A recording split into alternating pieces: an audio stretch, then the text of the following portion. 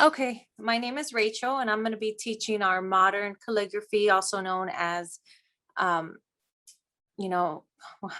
modern calligraphy, bounce calligraphy, faux calligraphy, all kinds of words nowadays.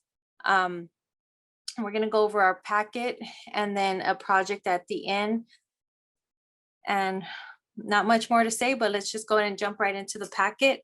I'm gonna, oh, actually, I do have some things to say. If you do not have the packet, you did not print it, or pick it up from the library, just feel free to grab any paper you do have. If you have any line paper, graph paper, dot paper, I mean, quite honestly, anything works. If you have any flexible pens, today I'm going to be using this brush marker pens, Tombow. Most people that have come to class before would have a Tombow, or honestly, you could even just use a pencil, and we'll get into details on how that works today. But yeah, so again, if you can't follow along with the packet, just grab what you have. Just jumping right into page 2. Here are our basic strokes, and I'm going to go ahead and demonstrate each stroke. But first off, I want to say that calligraphy is broken down into a series of strokes. These basic strokes are the foundation of your alphabet. And once you've learned and practiced your basic strokes and you start putting them together, that's when you get your entire alphabet. So like I said, I'm going to go through each of these strokes and show you how to do each one right off the bat. And then the rest of the packet just goes into details and small little side projects and drills that we can go over. But again, if you want to just grab a blank sheet of paper today, I'm just going to write on graph paper with a large brush pen so it could show better on the screen. Okay. So one of the main things about calligraphy is knowing lightest and heaviest. So you have your lightest pressure and your heaviest pressure. And anytime your pen goes in an upward motion, you're going to always use your lightest pressure. So here first we have upstroke. Using the lightest pressure, start off by going just straight up. You using the very tip of your pen with the lightest pressure. Just do a couple of strokes like that. And then practice entrance strokes are usually curved upward at an angle. And it's all about balance, just keeping it straight and consistent from top to bottom. From, in this case, bottom to top. Okay. And then the second pressure that you're always going to use is your downstroke, and that's going to be your heaviest pressure. And it will, every time your pen goes in a motion from top to bottom, you're going to apply pressure. Top to bottom is your downstroke at your heaviest pressure.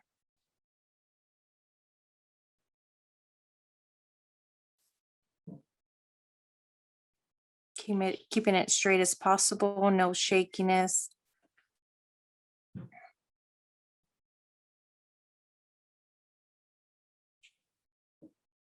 Okay. Super simple, those first two there. Okay. So this is where it starts getting tricky, and we combine both the upstroke and the downstroke. That's going to give us our first overturn stroke.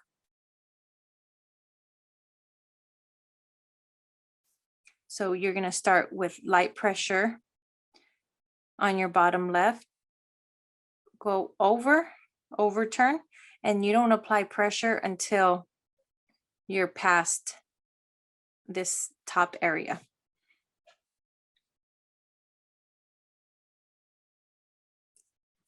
And with the overturn and the next, actually with the majority of these strokes, you want to always keep it parallel. You know, anything open like this is inconsistent, or anything with the point is not an overturn. You want to keep it parallel. Every time my pen goes up, light, over, towards my body, heavy pressure. So just flipping the overturn around, we have our underturn stroke. Starting with the heaviest pressure on the top left, releasing before the bottom.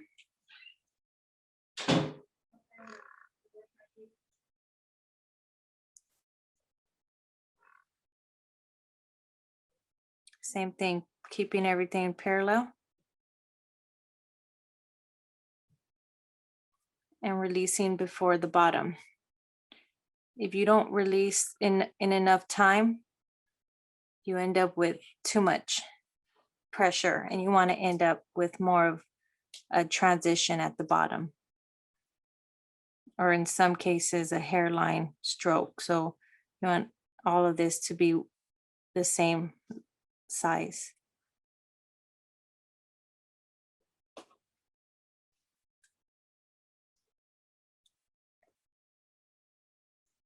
Okay, how am I going to do this? Okay, let's do it like that.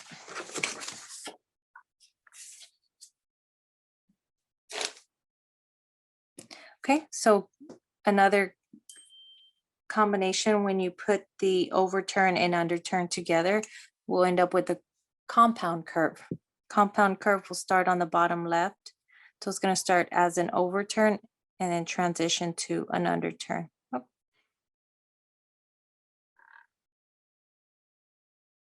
So see here, I didn't like that. That's not consistent. It's, you want this space to be the same. Let's try that again. A little bit better.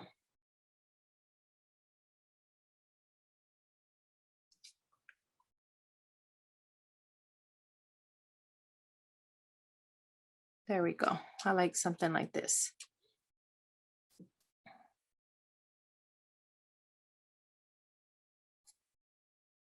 And then another way to practice these strokes is just to continue on and never lifting your pen. And that's more of just a drill, practice drill. Another fun one to do, and you will see in your words and alphabet, is a reverse compound curve.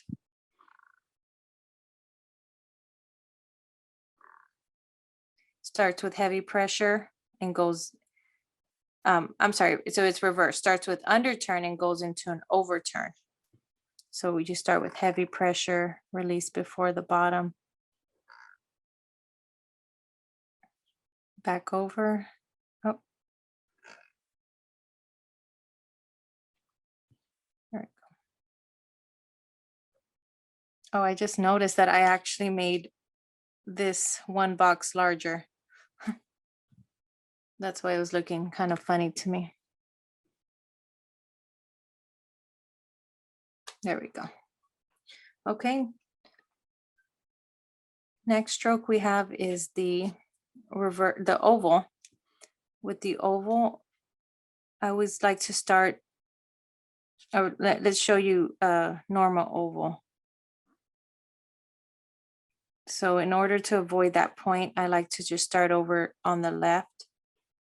Start with a light pressure over, full pressure underturn, and start and connect where you started.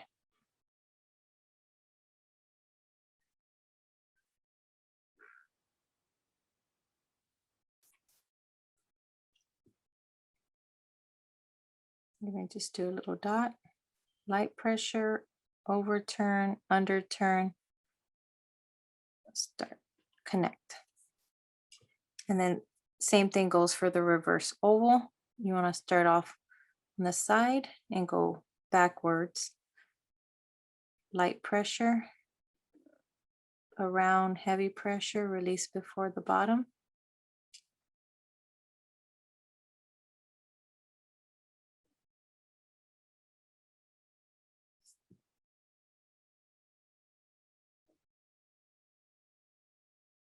And the reason I have us just starting off with a warm-up, it's for this exact reason. So you can just see how myself,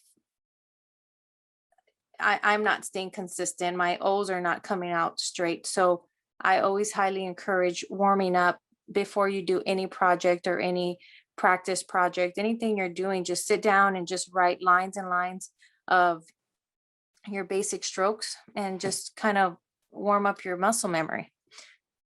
So again, you could clearly see I too need some warming up. Okay, so next we have our ascending loop. This one's funny. Sometimes you want to start on the bottom, but you actually start in the middle. You're going to start with the loop on the top, backwards, into down stroke, heavy pressure. So again, loop at the top, down.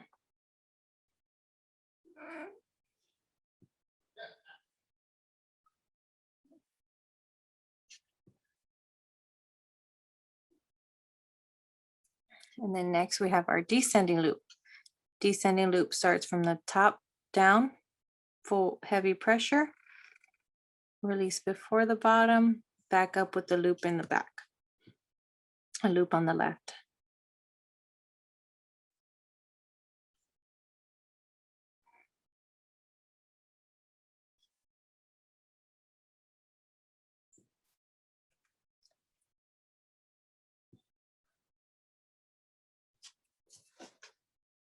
Okay. So these are our basic strokes. And again, like I mentioned, for those of you who joined a little bit later on, just double checking. Okay, that as long as you practice your basic strokes and you've learned them all, you put them together and it creates your entire alphabet. Okay, so moving on to page 3.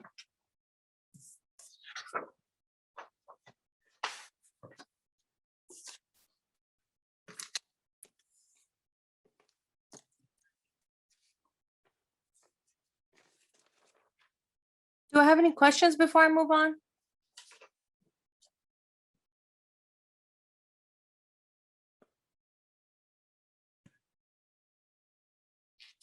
Okay, so again, that was just our warm up here. This page is going to show you a few different ways to view the alphabet. Going to show you how to put this together and kind of use it as a warm up. I always like to mention having this page, if you're a beginner and you want to just sit down and just practice strokes or your alphabet, get this paper out and get a separate piece of paper and use this as a reference guide. This top portion is what we just went over, just shows our basic strokes labeled here. And then we're going to move on to the next section. Grab another sheet of paper.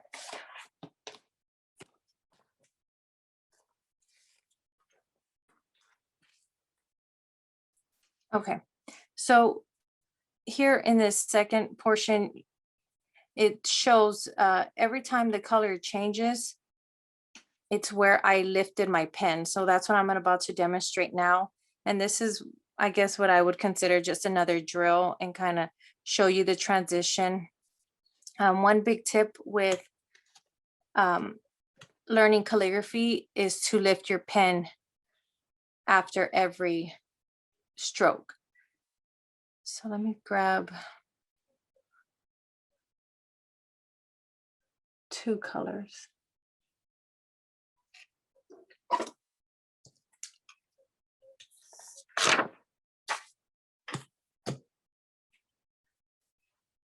Okay, so the reason I'm going to grab 2 colors, if you just have one pen, oh, I'm sorry, I did forget to mention, you can also use Crayolas during this. I'll demonstrate with the Crayola as well. But if you use 2 different colors, it would help you lift your pen and see the transition and kind of give yourself that memory, that muscle memory to always remember to lift your pen. And the reason I teach it that way is so that you leave enough space, and you'll learn over time, if you leave enough space and you lift your pen, your thin and thick strokes will look more uniform and more consistent using that technique. But like I said, if you just have one color, or you're just using a black ink, I'll do that first. So for example, if you're using one color, let's start off with the letter A. Roll your wrist back like this. Just roll every time you do a new stroke, and roll.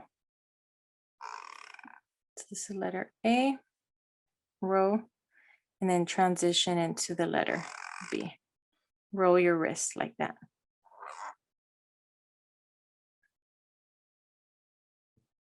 Okay, but if you do want to practice with a different color, you could throw in a secondary color and switch in between each stroke.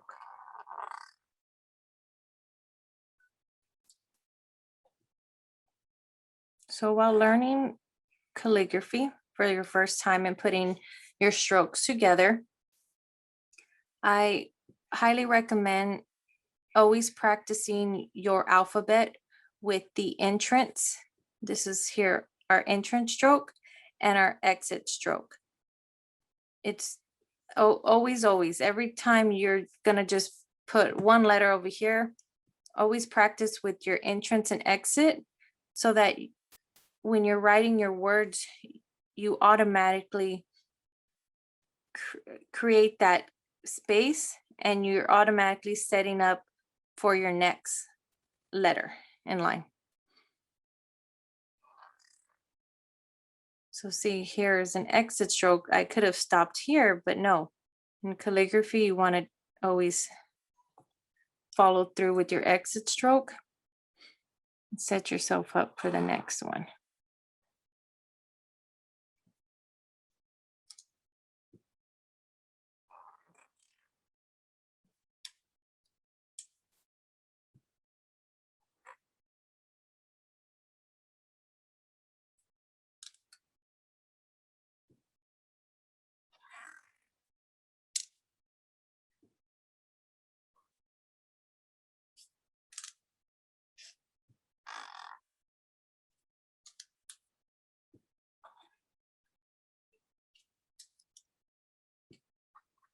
Okay. So I'm not going to go through the whole alphabet now, because we still have a lot more things to do. But again, I just wanted to show you a little drill that you can do.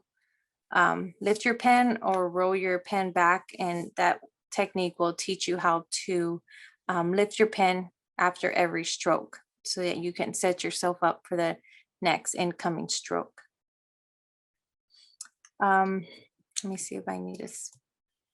Do I have any questions on what I just demonstrated there, or any other questions?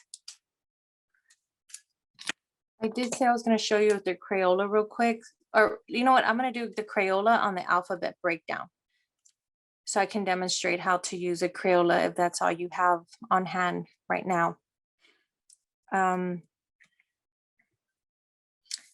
Also, anytime that I forgot to mention, anytime that you do a drill like this, maybe setting yourself up by marking it at the front. Give yourself guidance, letting yourself know how high you're going to go and how low you're going to go with your ascending loop and descending loop. So every time your X height is so many squares or lines, you always want to go the same amount up and down. And that would just definitely help you across in keeping consistency. Okay, so using Crayola, I'm going to go over our alphabet breakdown. That is right here. Pretty self-explanatory. I'm just going to go over some of the more difficult letters that I had when I started. They're pretty much the same every month. Sorry for me repeating, but if you have any that you want me to do, feel free to jump in and I'll do any letter you want and kind of just break down how to put these strokes into alphabet. So I'm going to do the same height and X height here.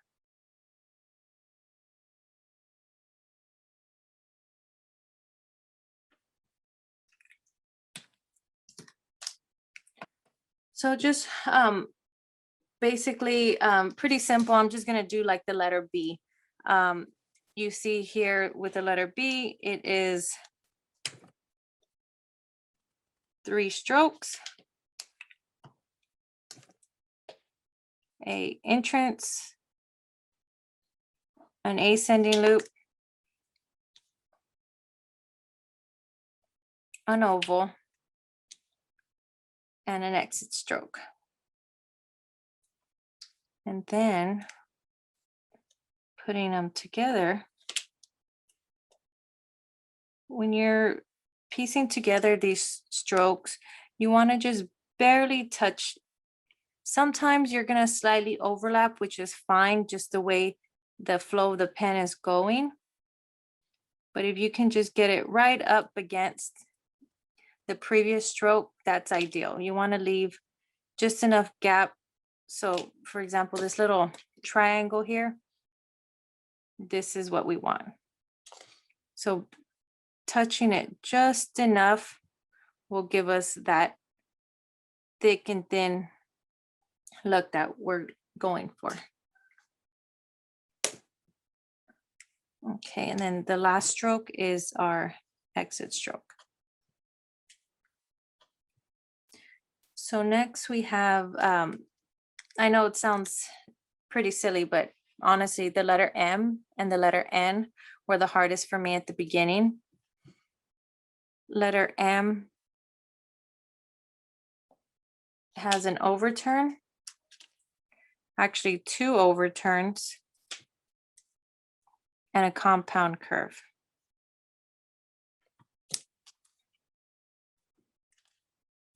And when I first started, for some reason, I just wanted to treat all of this like calligraphy. Not until you slow it down and do everything like this, you're going to actually get them to look the way you want them to look. But I wanted just to continue to force my pen to give me the look of thick and thin, but it never would come out as straight as this until I actually broke it down. I was breaking down everything else, but not my letter M and N. So that's why I always like to teach this. So there we have 2 overturns and a compound curve. And here is my entrance stroke and my exit stroke. Okay. So same thing with letter N, except we have 1 overturn.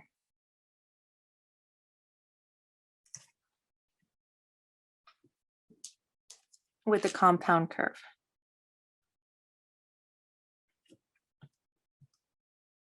Okay. Let's see, the letter R and the S, that's another tricky one.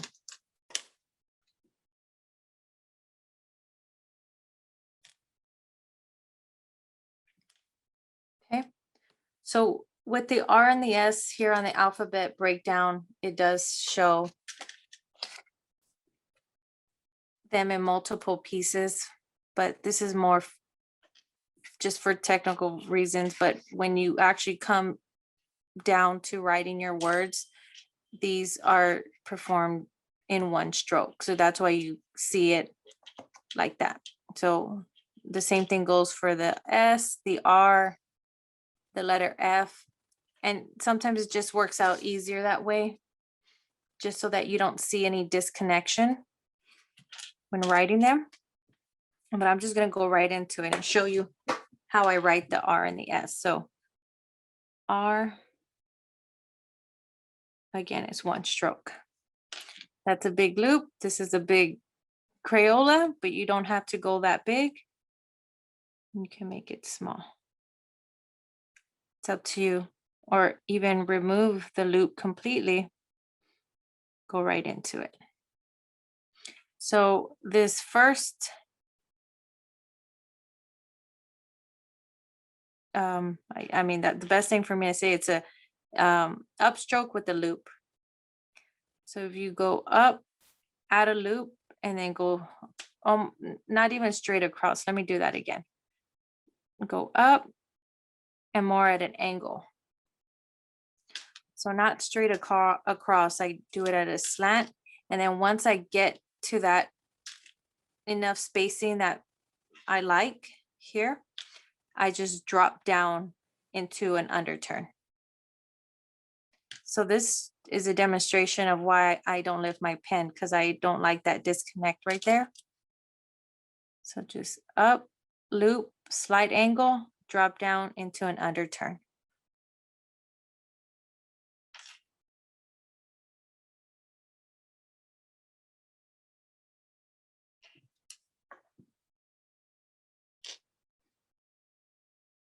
Without it, without a loop, I mean. So you can do the same thing, go up a little, but follow right back without the loop. And I've seen the R's like that. One thing, well, I mean, I guess that's why they call it modern calligraphy, is because there is no rules. There is absolutely, because I'm telling you to put a loop. No, that's my way of writing an R. And if that's how you like the way it looks, then that's how you're going to end up continuing to write it. But every time I sit down and practice, I'm always changing my letters. So it never has to stay the same, but I do recommend keeping the consistency. So if you're going to write an entire quote and you choose to do a letter R with the loop, well, then do all your R's with the letter loop. That's all I would recommend. So then moving on to the letter S.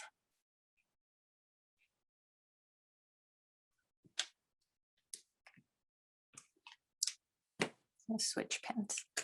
Okay, so same thing, one stroke. To me, it looks like a regular letter S, just with the entrance and exit stroke. So here's your letter S, and the letter S is where you apply your full pressure. Does that make sense? Entrance, loop at the top. So entrance, loop at the top, full pressure down into your letter S, and loop it back through with an exit stroke.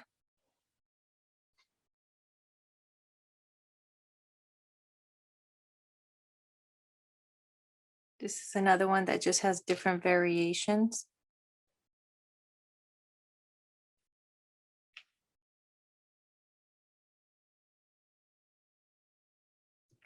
Then you just find what's comfortable for you,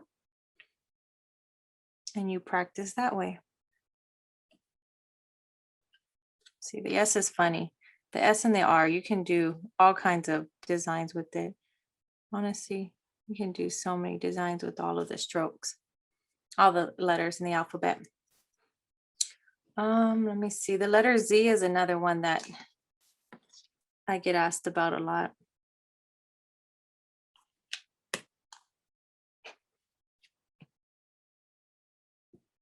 The letter Z, the best way to explain the first stroke is a slanted overturn. So instead of an overturn straight up and down, just give it a slight slant. And then I would even say this is an open, oh no, actually this is a half oval on the bottom half. So a half oval with a loop exit stroke.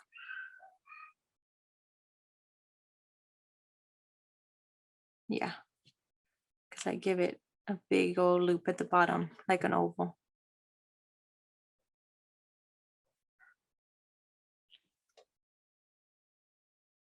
See, no matter what, I'm always practicing my exit strokes. It's just second nature. I can't do any letter without an entrance and exit stroke.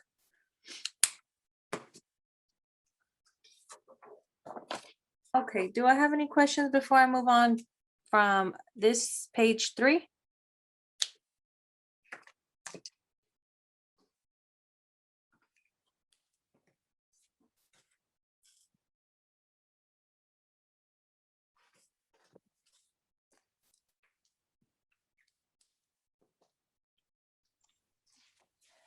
Ashley, can you hear me?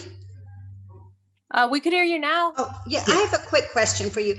And I'm sorry, I missed the first very few minutes at the beginning. When you're doing this, do you strive for straight up and down? You don't want a slant? For the strokes or the letters, or for the alphabet letters? So for the alphabet, yes. It actually, to answer you properly, it's up to you. Okay. So in my situation, I'm using a guide. So I guess the guideline is what depends. I'm using a guideline that has these vertical lines. So I'm naturally going to follow these lines up and down. When I practice, when I started, I just taught myself up and down. Later on in the packet, I'm going to go over some different guidelines, but there are guidelines that actually have some slants already printed off the internet. I know nowadays you can find all kinds of paper worksheets. And if they're at a slant, because that's what you want and that's the style you're trying to achieve, then you teach yourself a slant. So then I'm going to perform the letter B, and I would follow the slant. Okay. So then what's going to happen is every time you do a new letter, you're going to stay consistent. So again, it's a personal preference because some people do like the look of a slant. See that there? That does look nice, but in order to help you achieve it, I would recommend printing or getting slanted guidelines that can help you. Okay. Just to start, and then with the slanted guidelines, you can probably get rid of the slant and just continue, because that's where you're going to build your muscle memory. Right. This also depends on what project you're doing. If you're, you want your project to look like, and that's the thing. So if your project's going to be at a slant, I suggest staying at a slant. But if your project's going to be straight up and down, I'm sorry, did you even see that? I don't know if I was out of frame. Yes. Okay. No, I did. Yes. Okay. And then again, so then if your project is going to be up and down, you want to stay. You're not going to mix and match this style with that style. Right. Okay. Thank you. Okay, you're welcome.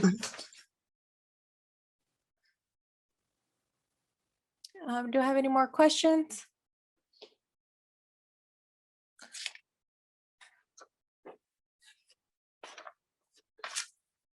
Okay, so now I'm just going to move on to page 4. So with page 4, these are just some brush lettering basics to keep in mind, since we've already gone over our basic strokes, a few alphabets. And if you have some trouble with your thick and thin, these steps right here, 2, 3, and 4 can definitely help. Pretty self-explanatory. Like I said, anytime your pen goes towards your body, you want to apply your heaviest pressure. Anything in downward motion is your heaviest pressure, and anything up away from your body is your lightest pressure, the very tip of your pen.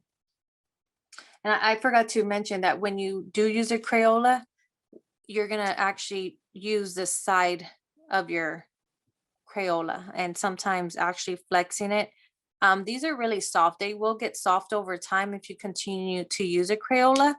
But if you have a brand new pack, you might have to slightly shift onto the side in order to get a heavy downstroke.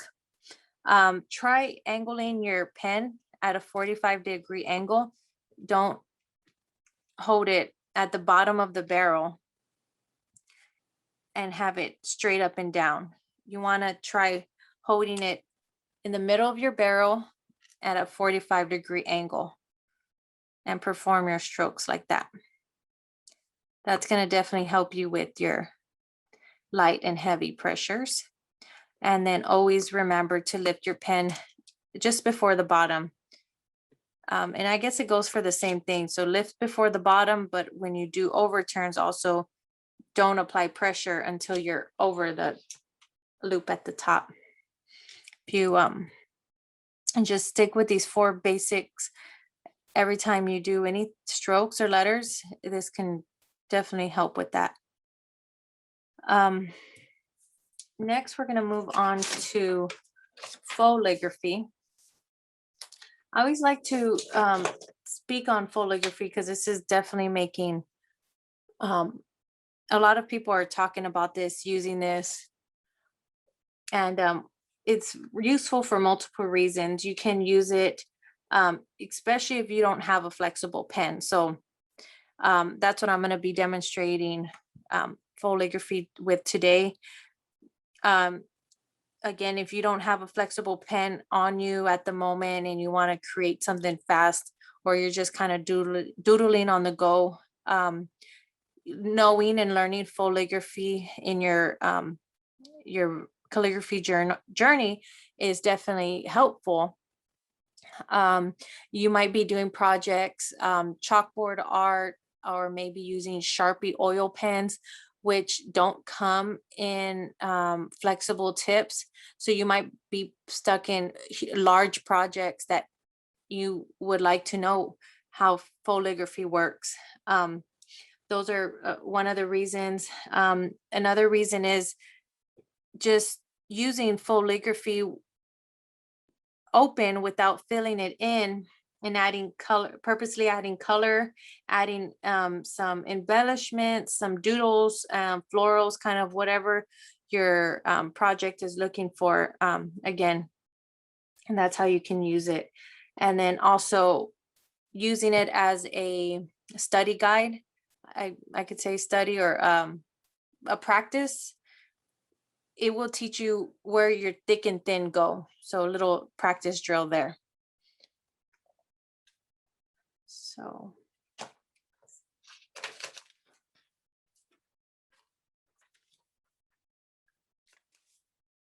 Okay. So with foligraphy, let's just do the word hi. So anytime you're going to do the word, you always want to still do your basic strokes, because it's going to leave you enough space to add your second line.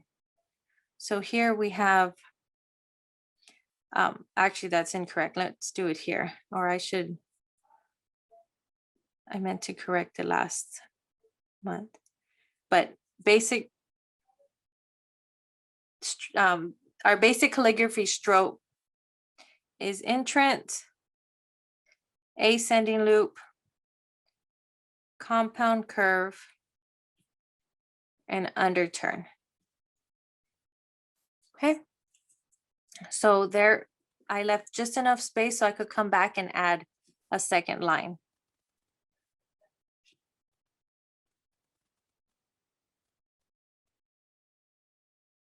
Okay, and here I'm going to just fill it in.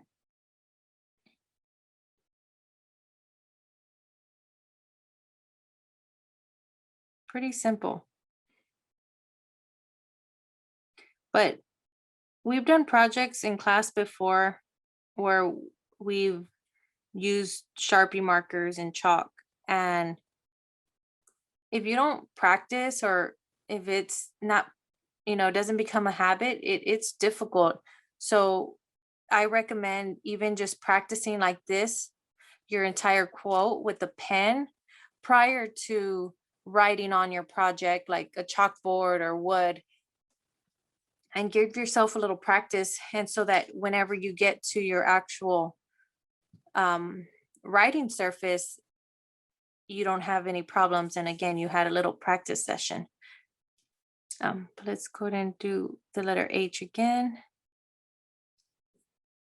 Or I'm sorry, the word hi. Do that there. Add a second line. And you just could use it again just to add some color. Later on when we do our worksheet, actually that's next. We're going to do our worksheet. We're going to do some fun foligraphy words, or actually the month of March in foligraphy. Do I have any questions with this paper or this portion, or is there anything that y'all might want me to write using foligraphy?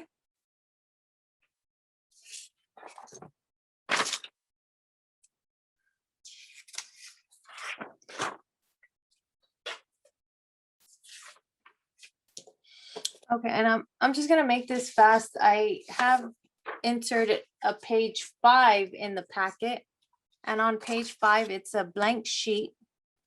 If you don't have one of these, again, just use anything you have available.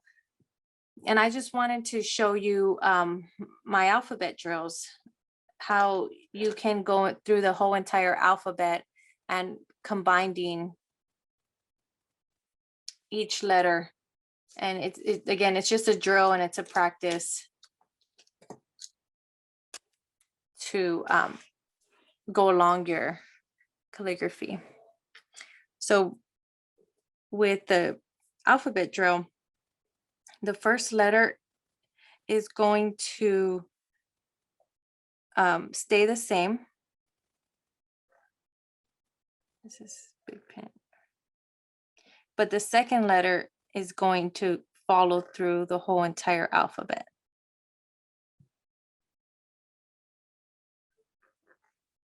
So consider this, I guess, a challenge.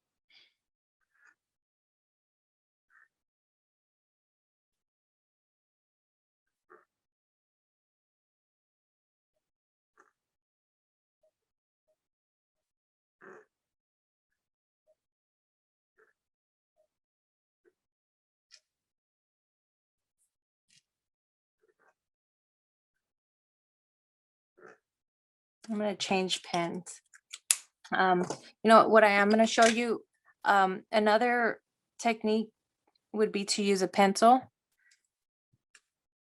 Using a pencil with the thin, lightest strokes, it would be light, and the heaviest pressure is going to be dark. And so you're going to just apply pressure with your pencil on your downstrokes and then lift slightly and make the lines light on your upstrokes. No, it's kind of hard to see, but I'm trying to apply as much pressure as possible.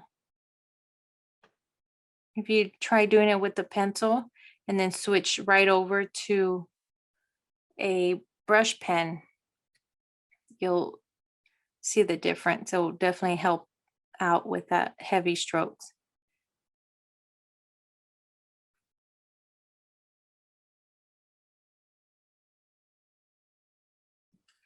Okay, and then so once you get through your whole alphabet using the letter A,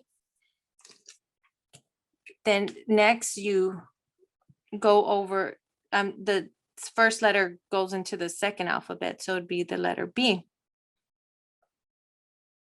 So now the letter B stays the same, and the second letter goes through the whole alphabet.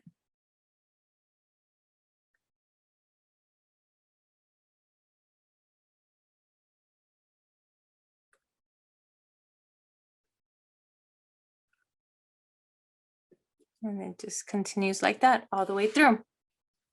So yeah, that's just a brief explanation of what I call my alphabet drills. Highly recommend it. I did my whole alphabet A, double A to double Z.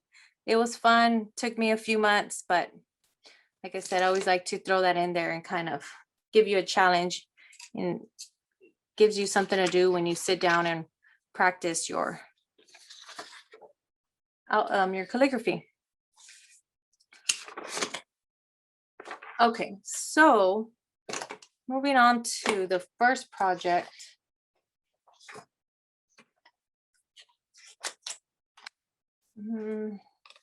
Sorry.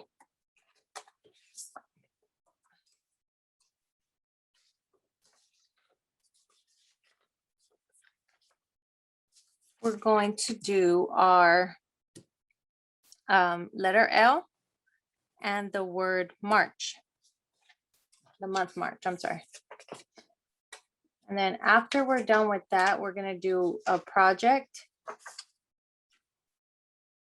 I hope y'all were able to see this online and were able to at least get a copy. If not, we could just go over the quote on a blank sheet of paper.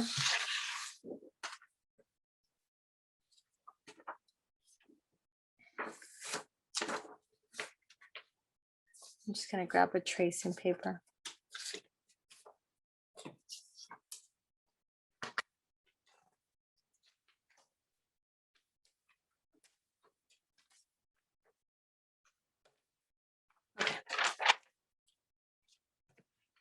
I'm sorry, before we jump into this, do we have any questions just on basics before we move on, or anything at all that you would like to ask me?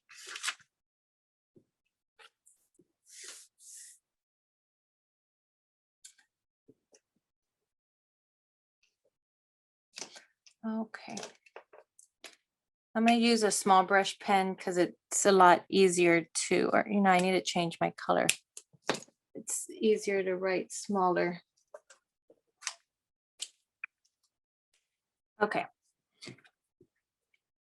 So, of course, starting off with our uppercase letter L.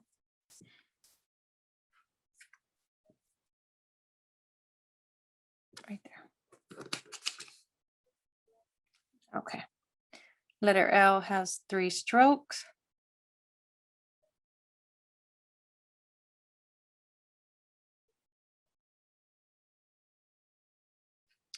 So this first one is a hook.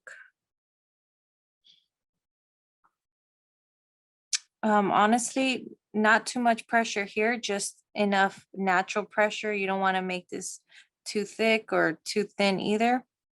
And then you have your main downstroke. And with the main stroke, you want to start off with light pressure, drop down, almost like a candy cane, drop down, full pressure in the middle, and then release right before the bottom. And then the third stroke would be, I guess like letter S, honestly. You can break it down so into 2 strokes if you want to make sure the loop is big enough. But honestly, I think just this is easier if it's performed in 1 stroke. So here it is in 3 strokes.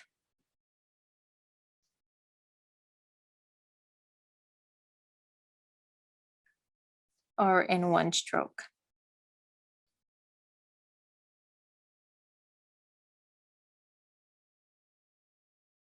There we go. Can you see this color, Ashley? Is it okay? It's a little faint. I thought so. Okay. And you know what? I was just noticing something too. This top stroke, I'm stopping at the dotted line and it actually goes past the dotted line. So it's a big dramatic top loop.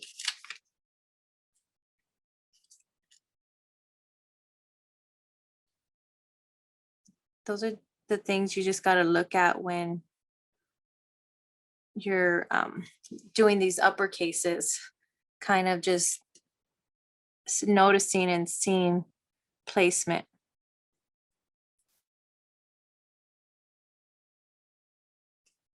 There we go.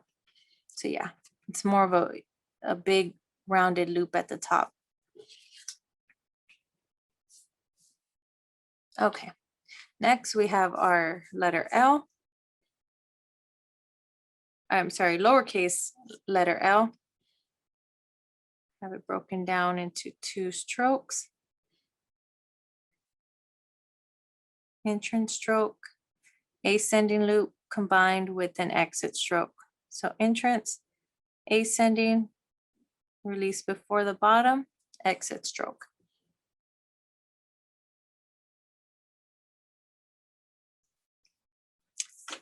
Here, this area I would normally call a bounce L. Not much you can do. You can't really bounce the letter L, so I just kind of made it look a little bit more modern, so to speak. So what I did at the bottom, I never lifted my pen with the entrance stroke, and then with the bottom, I dropped below that bottom line. So one full motion. Like that.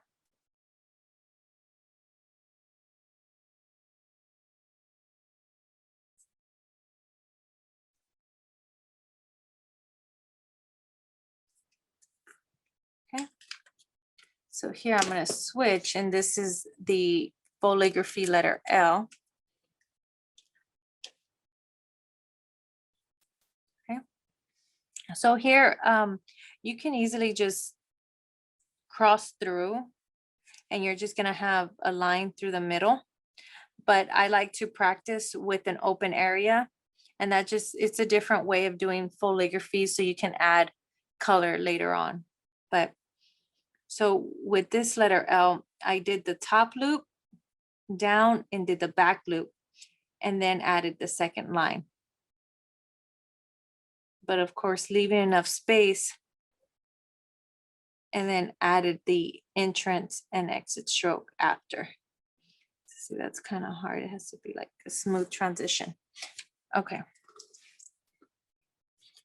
So we'll do the top loop, leave enough space, bottom loop, add the second line, exit and entrance. Oh, see, that's funny. Okay, one more time.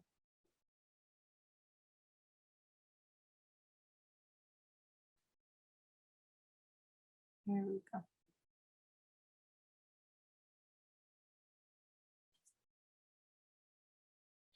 If not, just do the whole letter L and add a second line. Easier that way. The lowercase letter L.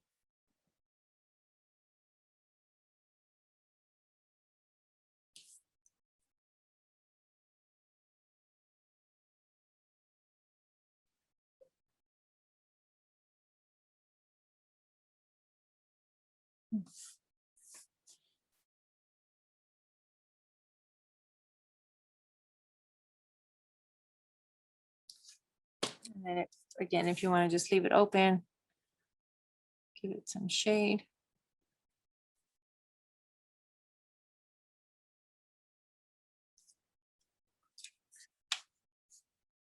Okay. Just to break up the letter L and the word March, a little fun quote that we can just trace right over. Not too much explaining.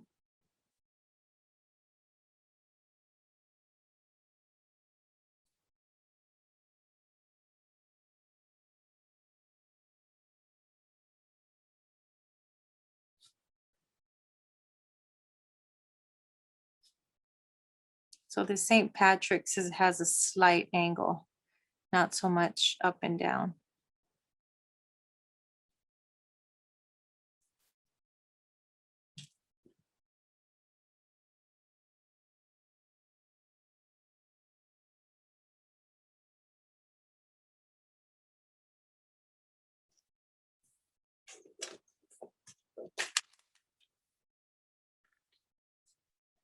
Okay, next we have March.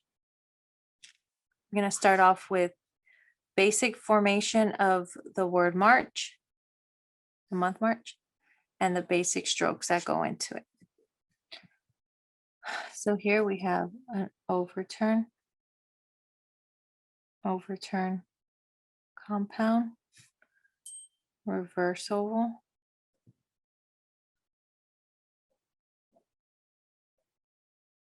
underturn into a R, C,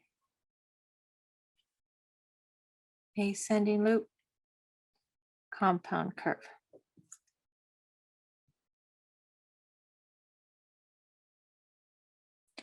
So put it together, slightly overlap.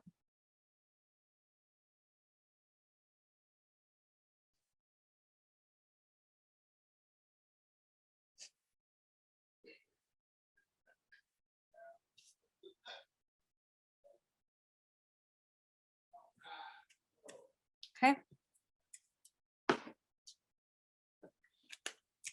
Move back over into calligraphy.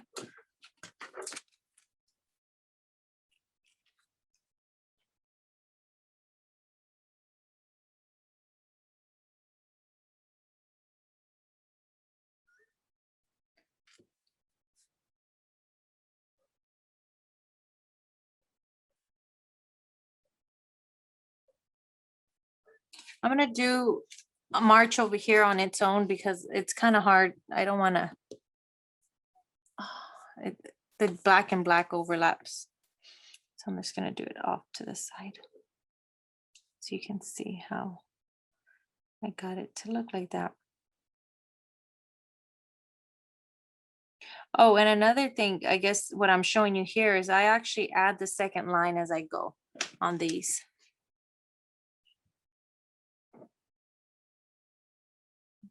Just for this project.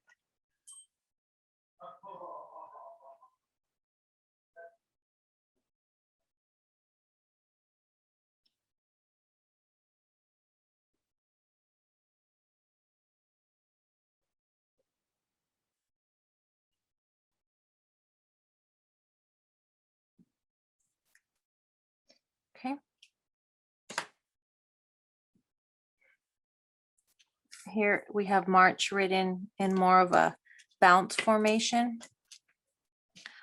With the word March, I'm sorry, with the bounce formation and the flourish, like I was thinking of the expanded, with the bounce and flourished, I always recommend starting off with the basic, let me see if it's in frame. Okay, so with the basic March and then going back, so I like to call it sketching. So I would just start off here and then figure out where I want the bounce. So you want to go up a little here, a little there, and then you kind of create a balance. So with bounce and flourish, it's all about balance.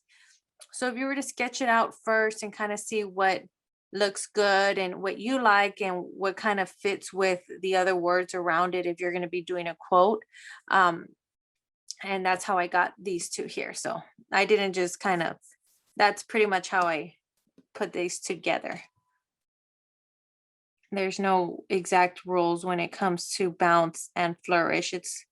Every project's different.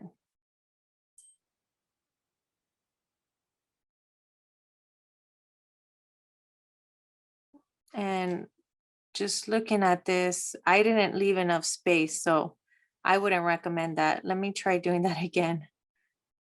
Honestly, I would space it out a whole lot more. Yeah, that's better. A lot of times I sketch these with the pencil, and then when I'm tracing them back over with the marker, they end up looking funny like that. But there you go. See, I would recommend spacing everything out. Giving this a bounce. But yeah, okay. Sorry. Next, we have our expanded form of March. Every time you do an entrance stroke and every time you do an exit stroke, you're gonna expand it. So expand entrance here, goes right into exit, stroke, expanded. Letter A, exit, stroke. This one's tricky, goes right into the R, expanded. C, exit, expanded. H, expanded. There we go.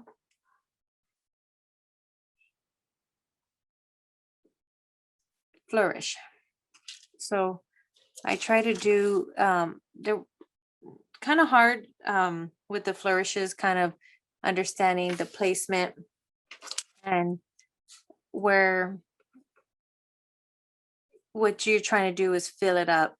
I'm sorry, I don't elaborate too much on the flourish and the bounce, but I do have some classes coming up in the next couple of months where we just dedicate one class to nothing but bounce and flourishes. But here's just enough for some practice. But here with the word march, not too much room for flourishes. And actually, I added some bounce here too.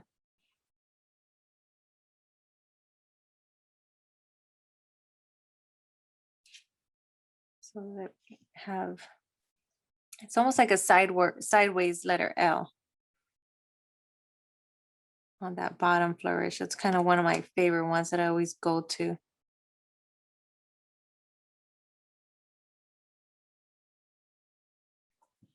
And then with this H, I started on the top. Give it a second loop, 2 loops, and down. And then the expanded or a bounce exit stroke.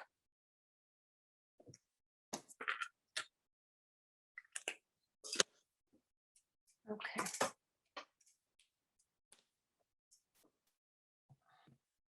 Do we have any other questions before I move on to another project?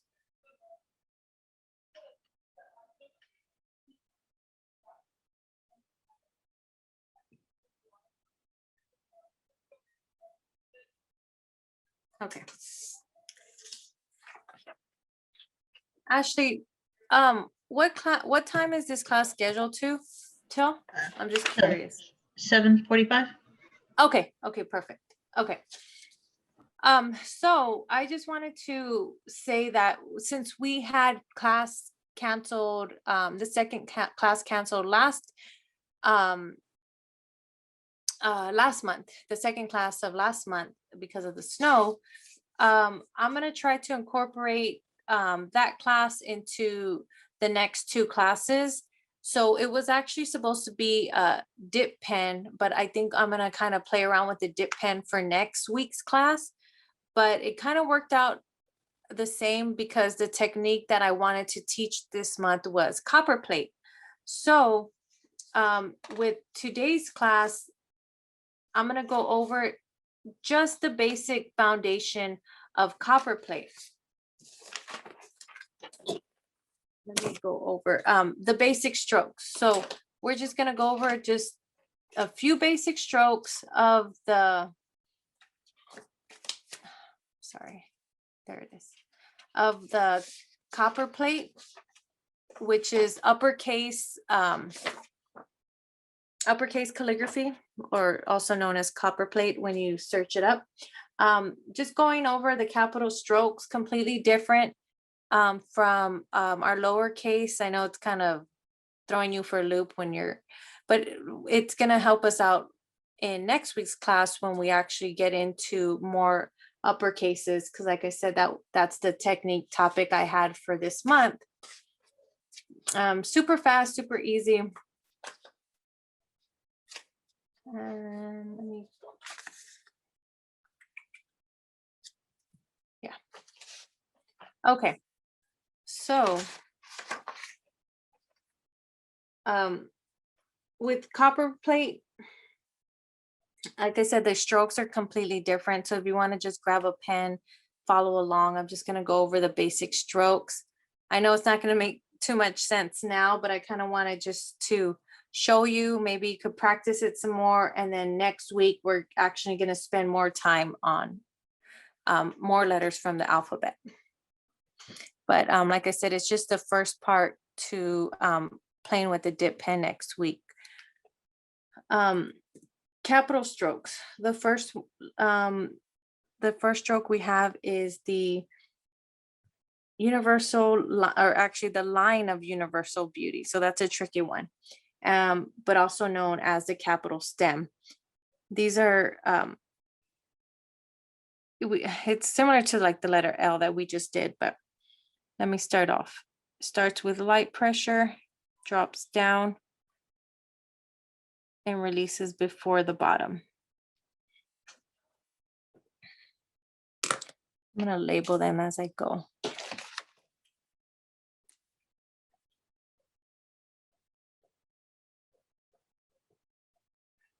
So here we have capital stem. I'm going to just do a couple of more. Like I said, light pressure, drop down, full pressure, and release before the bottom.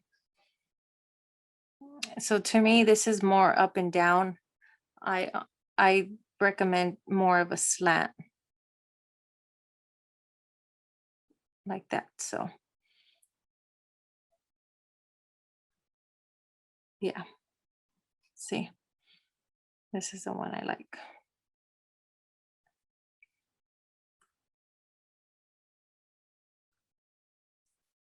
There we go. Okay, so that there we have our capital stem. Next, we have our upstroke.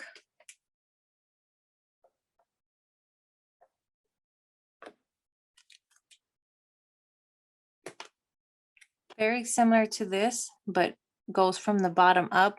I know, I'm sorry, I meant to say every time it goes from the bottom up, light pressure. So, nope, too straight. Sorry. Right there. So pretty much this, but opposite. With no thickness in the middle. There we go. And yes, I am using this center area if you happen to have one of these sheets available. Let me just write these. Oval.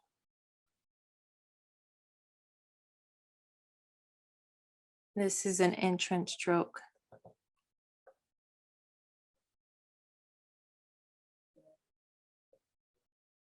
Spiral.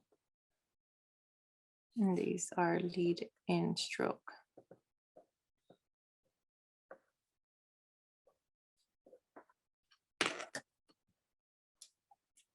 Okay.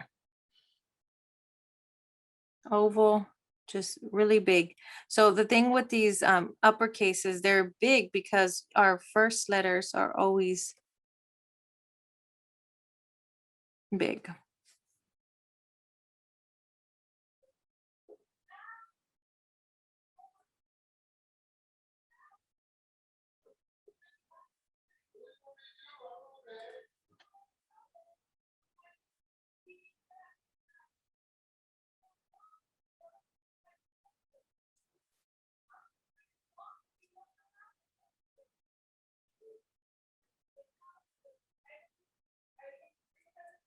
There you go. Entrance stroke. It kind of looks like a teardrop.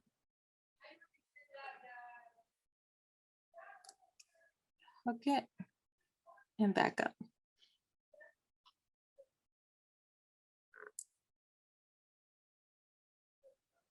Like that.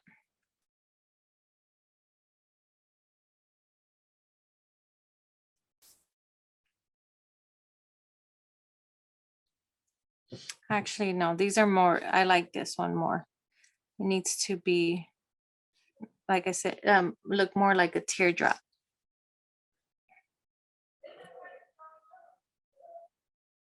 There you go.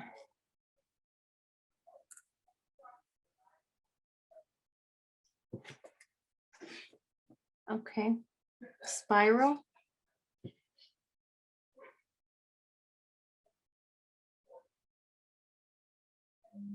Yeah.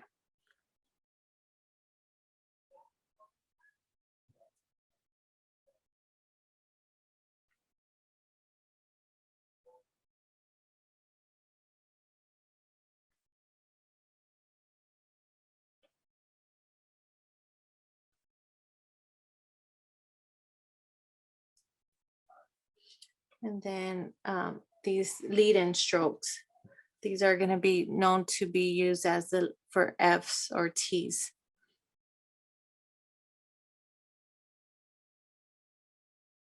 Actually, the second one is, I'm sorry, entrance stroke just here. Oh.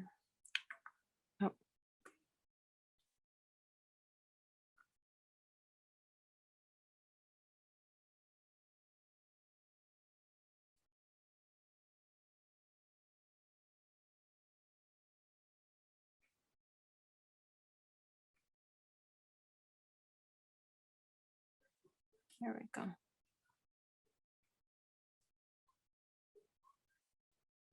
And then this is for usually is for F's and T's. This last stroke.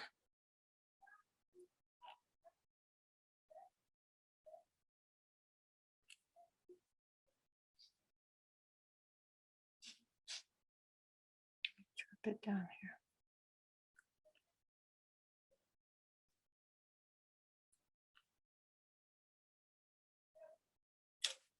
So here on this top one, just touching the line slightly here, dropping it slightly down, and then coming back up and touching here.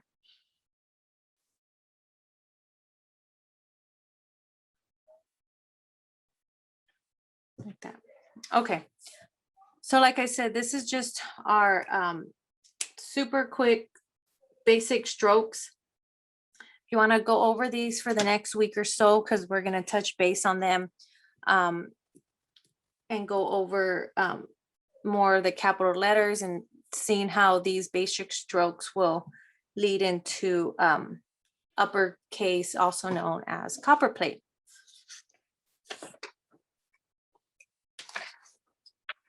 So that was just a little side project, but let's go ahead and move into our quote of the day. Do we have any questions before we move on to just drawing out a little quote? It's actually going to be similar to this.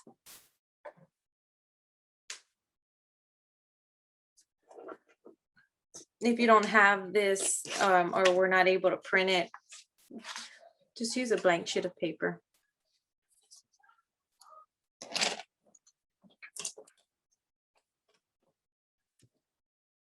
So I'm going to use 4 lines. 1, 2, 3, 4.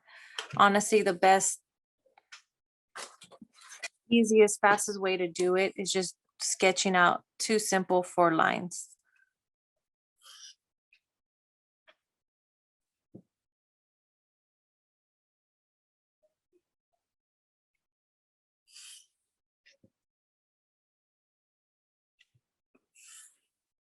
Let's see, 1, 3.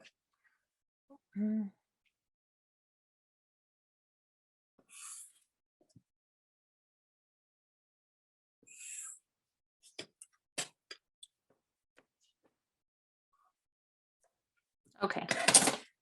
So this is honestly just the fastest, easiest way to get it. The first letter is going to be uppercase letter Y. And I'm going to use one of those strokes that I was just showing you. So with the Y, I'm going to use the lead-in stroke. So here we're going to do, oh, this is too light. I'll go ahead and make it a little darker, but I always like to recommend sketching everything with pencil before writing it with marker.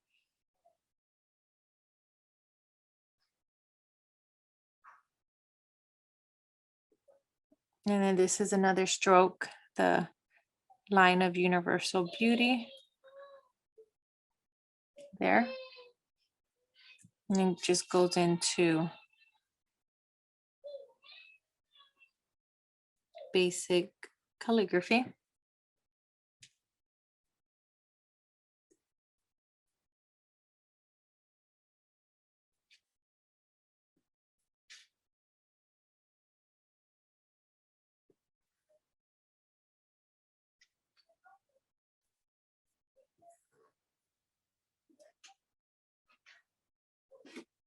And then I have another uppercase letter L.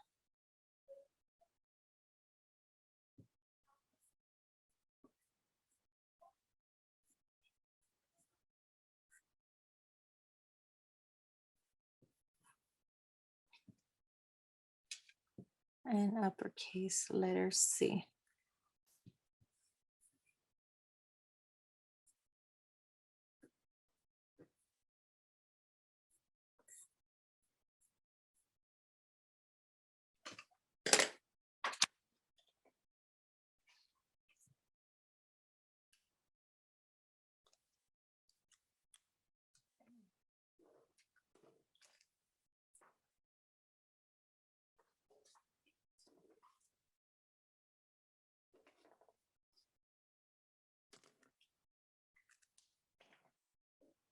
Okay.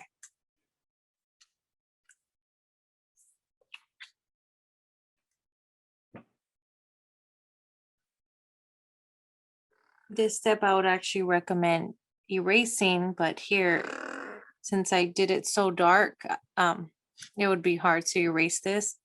But like I said, erase before you write with marker.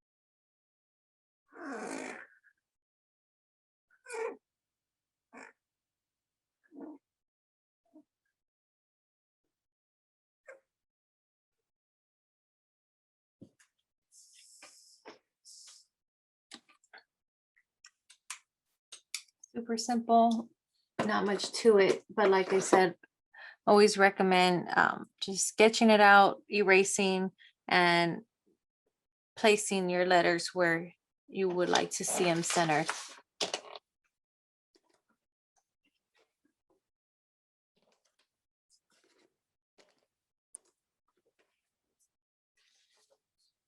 Okay, so bouncing back into the workbook real quick, just briefly going over the last couple of pages. With the guidelines, like I mentioned earlier, you saw me writing the X height, drawing it out. So that's kind of what the purpose of the guidelines are. So I always set myself up. You can actually draw the lines completely straight across or just at the beginning of the sheet and kind of just give you a visual. I know when you're starting off, it'll probably be ideal to grab a ruler and probably just marking the page all the way across just to give you proper guidelines. One thing you might hear if you're doing some studying on YouTube or wherever, there are some these lines have proper names, and here I just want to include it in the workbook so you kind of know and you're aware of the naming. So here in the center, I kept referring to as the X height. So everything in the center, the main height, nothing above or below is always going to be considered the X height. The line above the X height will be the waistline. Below it is our baseline. Anything that goes above the X height would be our ascenders, and anything below would be our descenders. So those are the names of each line in calligraphy. Different ways that different types of guidelines there are. You have your basic kindergarten line paper. I like to work with that. You can see I use it a lot in my worksheet. Easiest way without getting confused with all these lines, kind of just gets me straight to the point without getting confused with any lines, X height, waistline, baseline, and all that stuff. Just kind of, we're here just to learn the basics, and then as you progress, you work with what guideline works for you. Here we have what we call a small brush pen. The reason small brush pen slanted guideline. So you see here that they have your slants here, but it's considered small because of the height. Obviously you saw that you can create your own. That's what I did with my graph paper. And as long as the X height and the ascending loop, descender, ascender, and the X height all the same size, then you shouldn't have no problem. Here we have a large brush pen, slanted guideline, and then just some examples of how you can create your own just using regular lined paper or even some dot paper. And this again is an example. If you're going to use a small brush pen, use X height of 1 line, medium, and large going up to 3 lines. And again, that's what I did today. So always depends on what size of brush pen you're using. Mine, of course, today were considered large brush pens, and I'm trying to use more large because it's a lot easier to see. Crayola falls into a large brush pen category, and it's, of course, these type are what are considered small brush pens.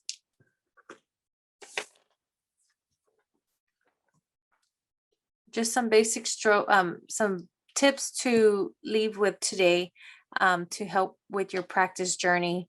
To be consistent with your letter size. That I think if you practice your entrance and exit strokes, you shouldn't have a problem. And that's what I mean by letter size consistency. If you leave just enough space between, all your letters are gonna continue to look uniformed. Choose an angle. That's the question I had from somebody earlier. So just depending on the project, choose your angle, stick with it just for the project. You don't have to stick with it through your whole journey, of course. This third one kind of goes with the size of letters. If you leave enough space using your entrance and exit strokes, that will be like that. Guidelines, we went over that. Lift your pen after every stroke. That was a little drill I taught you earlier. Right here, there it is. Practice entrance and exit strokes. Oh, this is a good one. Use wrist and arm motion. So if you see yourself struggling, try not to stay in one place. Don't just, maybe one day, maybe you saw me doing it, eventually you might get there. But honestly, when you're starting, try using your whole wrist, hand, and all the way up to your elbow to get the strokes looking the way you want them to look. I highly recommend doing rows and rows of basics. Like I said, that's why I showed you the alphabet drill. Pretty much make up your own drills. Do rows and rows of drills, or rows and rows of basic strokes, alphabet, anything. That's going to definitely help improve with your muscle memory. Pick up different writing tools. Again, that's why I like to kind of pick up different stuff throughout class, kind of show you what options there are. And then practice helps with muscle memory and eventually helps with shakiness. Just some supply recommendations. All these supplies are listed as their names. Today I was using these Tombow. Those are listed here. Tombow Fudanusku. Those are always the best beginner pens. Tombow dual brush pen. Those are pretty easy to find. Those 2 Tombows kind of anywhere and everywhere. Of course, most of this stuff is found on Amazon. And at this point, half of this stuff could be found at Walmart, of course. Paper, highly recommend using soft paper, smooth paper, anything that's not rough, like your most inexpensive printer paper that has a rough texture. You will eventually fray your brush pens. You don't want to put all your money into these brush pens and they end up fraying on you and you want them to last a really long time. Rodeo notepads, that's what I was using today. That's the only notepads that I have used throughout my years of practicing. Let me see if I could get. And Rodeo has dot grid line. I think I have all three. That's what it looks like here. So like I said, Rodeo always has smooth paper. HP premium paper, if you plan to just print a bunch of stuff at home, if it works out easier for you that way, finding stuff on the internet. If there's any projects that we would like for you to print with this whole Zoom meeting thing going on, print on HP premium paper, and all tracing paper is smooth as well. Just some dip pens, watercolor, and other things. I always recommend owning some pencils, drafting pencil, eraser, ruler. Chalk is good when you're going to do, off projects and start getting crafty with your calligraphy. Crayola also has brush pens as well, and Sharpie. So those are some other good ones too. Supply recommendation list there. And then this is just basically a takeaway. If you're gonna sit down and do a project and you want to see how to do an uppercase just right off the bat, I recommend always having this available and just having it ready for your next project and kind of use it as a guideline.